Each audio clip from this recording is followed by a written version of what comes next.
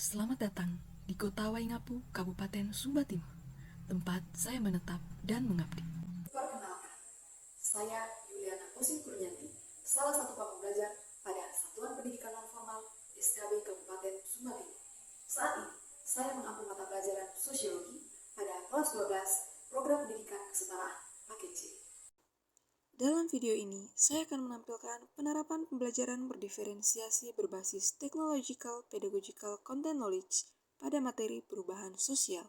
Dalam pelaksanaan pembelajaran program paket C, penggunaan metode pembelajaran yang kurang inovatif, kurang interaktif, dan kurang menumbuhkan keaktifan warga belajar menyebabkan kurangnya minat warga belajar dalam mengikuti kegiatan pembelajaran. Sebagai seorang pembelajar, saya menciptakan sebuah solusi yang dapat memecahkan permasalahan-permasalahan yang saya temui dalam kegiatan pembelajaran program paket C.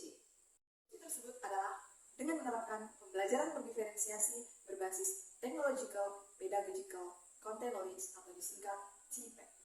Pembelajaran berdiferensiasi merupakan pembelajaran yang mengharuskan seorang pendidik menggunakan berbagai metode pengajaran untuk memenuhi kebutuhan individual setiap warga belajar.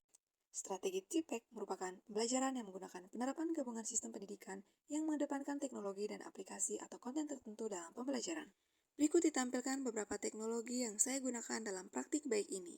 Adapun tahapan praktik baik penerapan pembelajaran berdiferensiasi yang saya lakukan adalah dimulai dengan tahapan yang pertama, yaitu tahapan identifikasi kebutuhan belajar. Dimulai dengan melaksanakan asesmen diagnostik non-kognitif untuk mengetahui gaya belajar warga belajar dan melaksanakan asesmen diagnostik kognitif untuk mengetahui kemampuan awal warga belajar. Asesmen diagnostik ini saya lakukan dengan memanfaatkan fitur Google Form yang saya bagikan linknya pada grup warga belajar paket C. Dari hasil analisis dan pemetaan pada asesmen diagnostik yang dilakukan, diperoleh 3 orang dengan gaya belajar visual, 5 orang dengan gaya belajar auditori, dan 3 orang dengan gaya belajar kinestetik.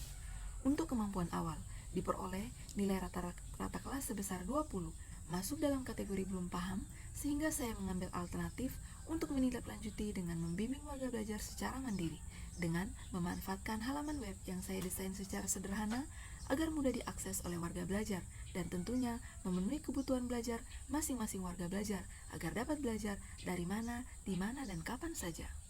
Tahapan yang kedua adalah membuat desain pembelajaran.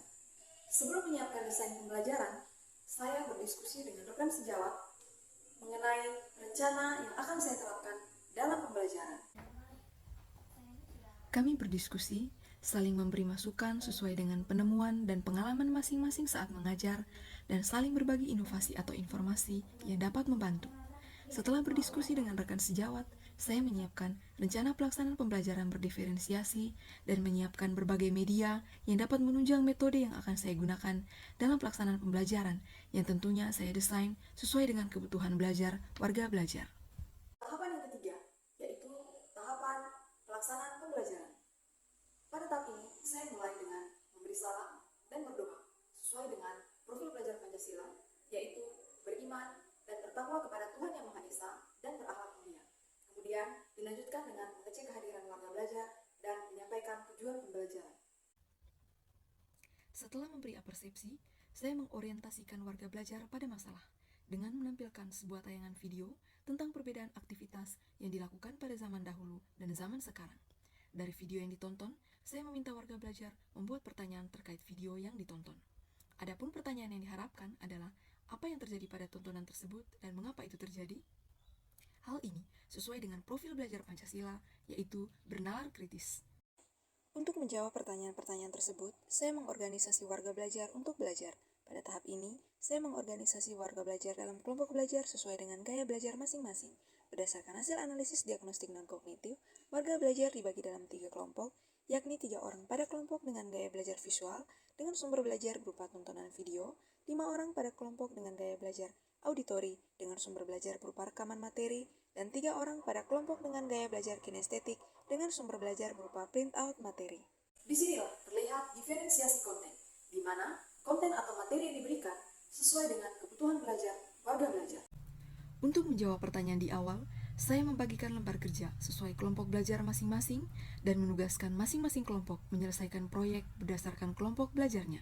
Pada kelompok belajar visual, warga belajar diarahkan untuk membuat peta konsep atau mind map berdasarkan materi yang telah ditonton dengan memanfaatkan aplikasi-aplikasi mind map seperti aplikasi Canva, aplikasi Google, dan aplikasi lainnya yang mendukung sesuai dengan profil pelajar Pancasila, yaitu kreatif. Hal ini bertujuan agar warga belajar dapat memahami dan mengorganisir informasi dengan baik sesuai dengan gaya belajarnya dan meningkatkan keterlibatan warga belajar.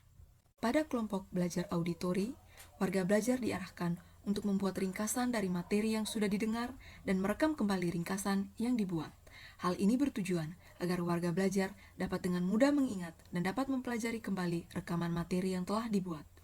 Pada kelompok belajar kinestetik, warga belajar diarahkan untuk bermain teka-teki silang pada aplikasi Wordwall dengan membagikan link pada warga belajar.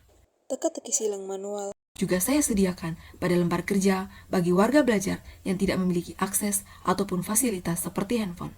Hal ini bertujuan agar dapat mengaktifkan warga belajar dari segi kinestetik tangan dan mata, serta kecepatan berpikir secara dinamis. Sebagai media mengasah kemampuan menalar dan melatih kesabaran, mempermudah warga belajar dalam mengingat materi pelajaran, meningkatkan kemampuan berpikir dan melatih konsentrasi, dan menghilangkan kejenuhan dalam belajar, serta melatih logika berpikir praktis. Selama proses menyelesaikan proyek masing-masing kelompok, saya berkeliling tiap-tiap kelompok untuk membimbing warga belajar ketika menemukan kesulitan. Pada tahap ini terlihat diferensiasi proses, di mana melalui aktivitas-aktivitas yang dilakukan, warga belajar dapat memaknai materi yang dipelajari. Tahap selanjutnya adalah mengembangkan dan menyajikan hasil karya. Pada tahap ini, warga belajar mempresentasikan di depan kelas hasil karya atau proyek yang telah dibuat.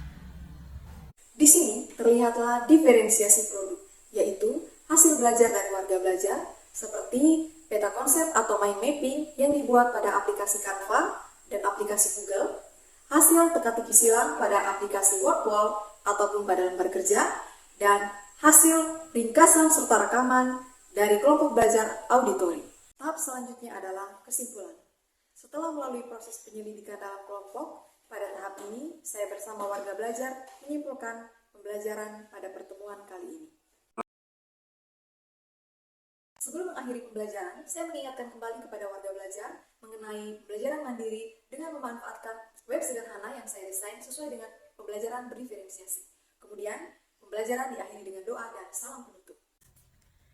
Pada pelaksanaan pembelajaran mandiri melalui web sederhana, warga belajar diminta untuk mempelajari kembali materi pembelajaran berdasarkan gaya belajar masing-masing dan menyelesaikan penugasan yang diberikan secara mandiri sesuai dengan profil belajar Pancasila, yaitu mandiri.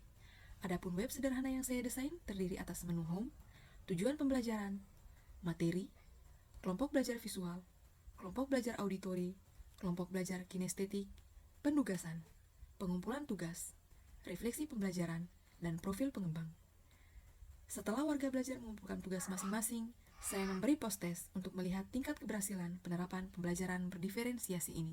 Tahap yang keempat adalah evaluasi. Setelah melaksanakan pembelajaran berdiferensiasi, ada beberapa hal yang harus dievaluasi dan ditindaklanjuti. Dari hasil post-test, diperoleh nilai rata-rata kelas sebesar 71,25. Ini menunjukkan bahwa penerapan pembelajaran berdiferensiasi berbasis TIPEK berdampak positif. Namun, masih ada beberapa warga belajar yang masih tetap harus dibimbing agar dapat maju pada materi berikutnya. Bagi saya, seorang pendidik pada pendidikan kesetaraan, antusias dan keaktifan warga belajar saat pembelajaran, serta peningkatan nilai hasil belajar adalah sebuah kebanggaan. Dan tahap yang terakhir adalah tahap tindak lanjut. Setelah menerapkan pembelajaran berdiferensiasi berbasis TIPEK, pada tahap ini saya meminta masukan dari warga belajar dan rekan sejawat untuk mempersiapkan program pengelolaan kelas yang lebih interaktif dan inovatif untuk pertemuan selanjutnya. Saya Deborah Noro SPDK, PLT Kepala PNF SKB Kabupaten Sumba Timur. Ibu Yuliana Osin Kurnianti SPD adalah pamung belajar pada lembaga ini yang telah melakukan kegiatan pembelajaran dengan metode TIPEK, yang mana melakukan kegiatan pembelajaran berdiferensiasi untuk memberikan layanan kepada warga belajar dengan cara belajar mereka masing-masing, di mana sekaligus memperkenalkan teknologi yang makin pesat dalam kegiatan pembelajaran, selain untuk menambah wawasan, juga memberi ruang dan waktu kepada warga belajar untuk belajar sesuai dengan cara belajar mereka masing-masing.